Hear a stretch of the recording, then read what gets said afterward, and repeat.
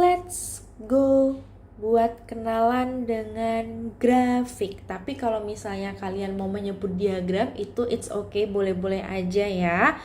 Oke, di sini kalian sudah melihat aku punya sekumpulan data.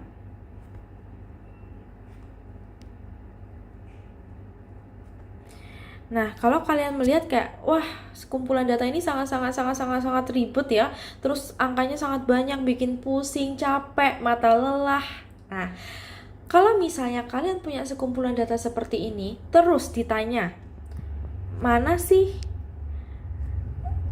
lokasi dengan persentase, misalnya di sini aku punya datanya persentase penduduk gitu ya. Persentase penduduk terbesar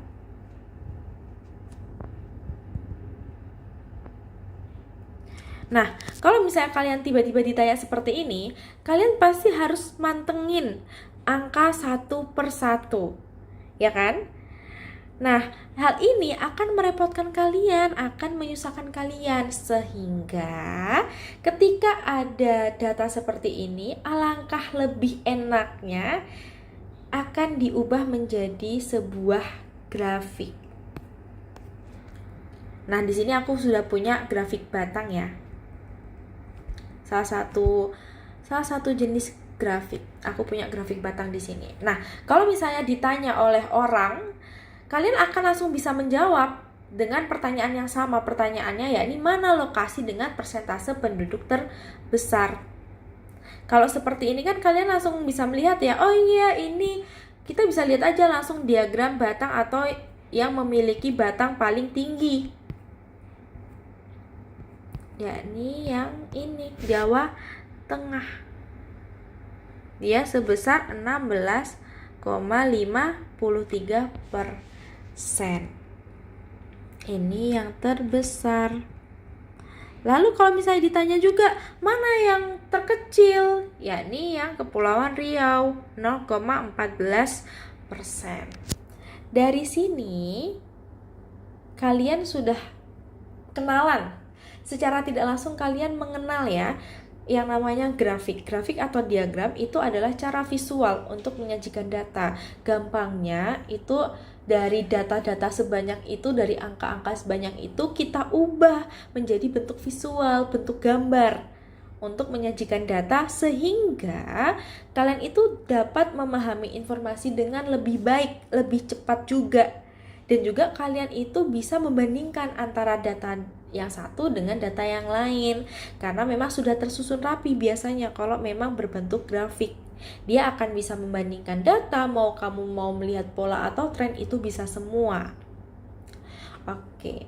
Nah, untuk jenis grafik yang pertama yang akan kita bahas di video-video selanjutnya, yang pertama ini ada yang namanya grafik batang. Ini juga grafik-grafik itu biasanya kalian bisa temukan di koran-koran, di berita, di infografis, dan sebagainya. Jadi ini aku punya potongan data yang berbentuk grafik batang.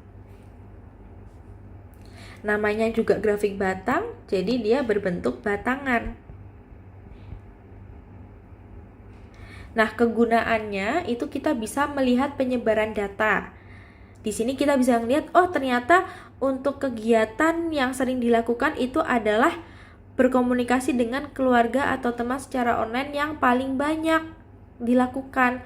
Terus yang paling sedikit ternyata rekreasi. Ini kita juga bisa membandingkan nilai dari beberapa kategori ya. Ini ada beberapa kategori yakni rekreasi, mengunjungi kerabat atau keluarga, mengurangi akses berita negatif, dan seterusnya. Kita juga bisa melihat perbedaan atau tren dalam data di grafik batang. Nah, apakah kegunaannya ini aja? Tidak ya, ini masih banyak lagi, cuman nggak aku tulis.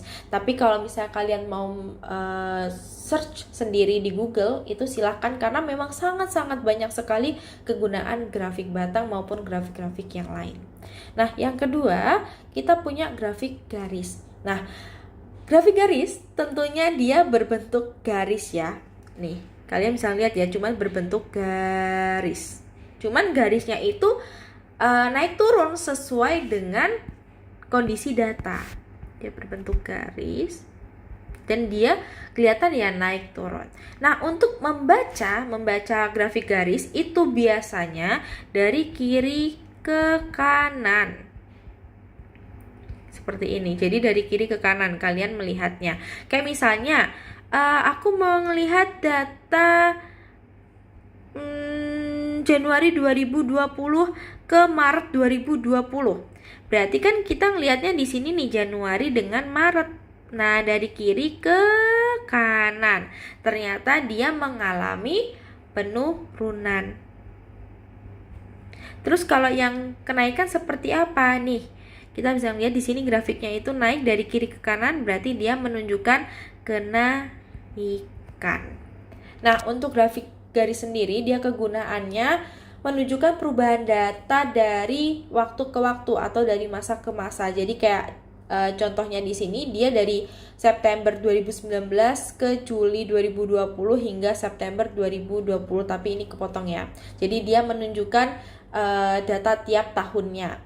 Nah, untuk grafik garis sendiri maupun grafik batang, kalau misalnya dia grafik garis itu seringnya memang menunjukkan penurunan atau kenaikan suatu data.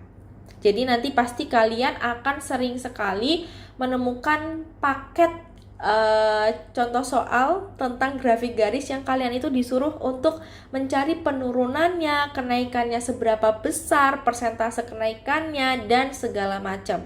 Oh ya, dan juga untuk grafik garis atau grafik semuanya ini akan berguna ketika kalian itu menginterpretasi data. Nah, interpretasi data itu apa? Interpretasi data, ini aku tulis aja di sini. Interpretasi data itu adalah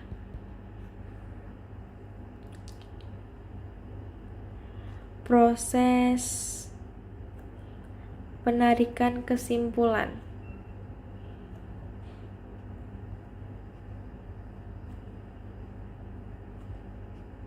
dari data yang ada. Jadi kayak misalnya nih, contoh interpretasi data dari grafik garis yang aku kasih contoh ini, kalian bisa menyimpulkan apa? Kalian bisa menyimpulkan bahwa dari September hingga bulan Juli 2020, dia grafiknya cenderung turun. Ya kan? Kalau kalian melihat dia lebih cenderung turun dibandingkan naik. Itu adalah namanya interpretasi data atau proses penarikan kesimpulan dari data yang ada. Nah, next ada yang namanya grafik lingkaran atau biasa kalian sebut diagram lingkaran. Nah, kalau grafik lingkaran di sini dia jelas ya, dia bentuknya adalah lingkaran. Nah, untuk grafik lingkaran atau diagram lingkaran sendiri, dia biasanya menunjukkan proporsi atau persentase atau bagian-bagian. Nah, kalau misalnya di sini kalau kalian lihat untuk grafik lingkarannya di sini dia berbentuknya persentase ya. Tapi kadang-kadang untuk satu lingkaran utuh dia bisa berbentuk persentase ataupun bisa derajat ya. Tapi kalau persentase untuk keutuhan lingkaran dia 100%, kalau derajat dia 360 derajat. Nah, untuk penjelasan lebih lanjutnya kalian bisa tonton video setelah ini.